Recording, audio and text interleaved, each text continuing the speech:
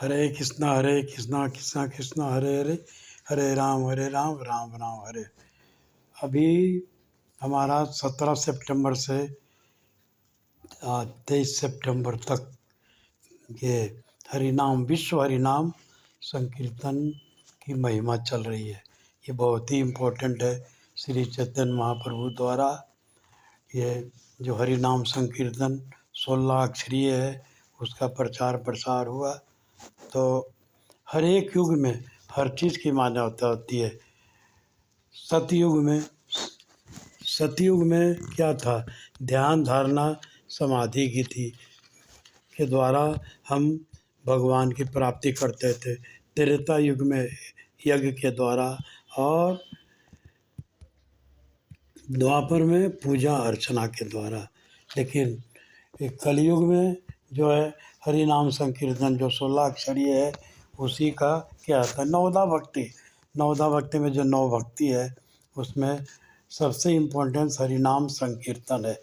हरिनाम संकीर्तन ये सहजतापूर्वक, क्योंकि जो अवस्था त्रेता युग में और द्वापर में और सतयुग में थी, आज की वो स्थिति नहीं है। हमारी मानसिक स्थिति भी वैसी नहीं है और न शुद्ध ब्राह्मण है और न शुद्ध श्लोका का पाठ होता है, न वैसा पर्याप्त स्थान है कि जहाँ पे बैठ के तपस्या की जाए। तो चैतन्य महाप्रभु ने सबसे आसान जो सहज तरीका बताया वो था हरे हरे नाम हरे नाम केवलम खलो नास्ति खलो नास्ति। तो हरि नाम संकीर्तन का प्रचार किया। कृष्ण और उनका नाम दोनों ही सामान्य है, क्योंकि भगवान ने अपनी सारी दिव्य शक्तियाँ अपने नाम में डाल दी है। भगवान चैतन्य ने बल दिया कि यह 16 अक्षरीय मंत्र का जाप का सबसे सहज साधन है। जब तक चैतन्य हरिनाम संकीर्तन शुरू नहीं किया गया था तब क्या था, मौन लोग के लोग करते थे और मौन लोग का जाप किया जाते थे। लेकिन जब ये शुरू किया गया हरिनाम संकीर्तन 16 अक्षरीय, तब ये वाद्य संगीत और वाद्य यंत्रों के साथ और सामूहिक रूप से सार्वजनिक रूप से किया जाने लगा। एक बार जब और नृत्य और संगीत के माध्यम से, एक बार जब नृत्य और संगीत के माध्यम से हम कीर्तन में लीन हो जाते हैं तो हमारी चेतना क्या होती है, तो यह मंत्र हमारे हृदय में प्रवेश करता है और हृदय को शुद्ध करता है। कृष्ण के लिए उनके सुप्त प्रेम को जागृत करता है। कृष्ण के पावन नामों के यह शैली मनुष्यों की नहीं बल्कि जानवरों और पशु पक्षी पौधों को भी आकर्षित करती है, जिसका ज्वलंत उदाहरण जब महाप्रभु झारखंड के जंगलों से जा रहे थे तो बाघ, चीता, शेर, पशु पक्षी सभी उनके साथ नृत्य करते रहते थे।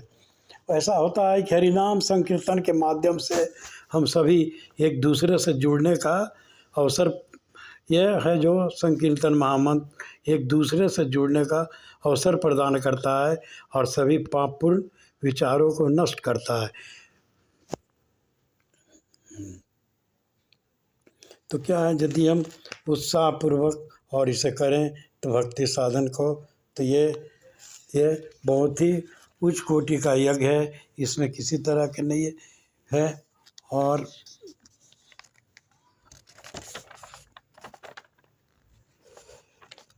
तो जब महाप्रभु जगन्नाथपुरी पहुँचे और जब उन्होंने मूर्ति का दर्शन किया तो वो भाव विभोर होकर नृत्य करने लगे और वह मूर्छित हो गए। तब उसके बाद वहाँ एक महान पंडित, एक महान दार्शनिक वहाँ सार्वभौम भट्टाचार्य उपस्थित थे। उन्होंने उन्हें तो उस अवस्था में उन्हें घर ले गए और उसके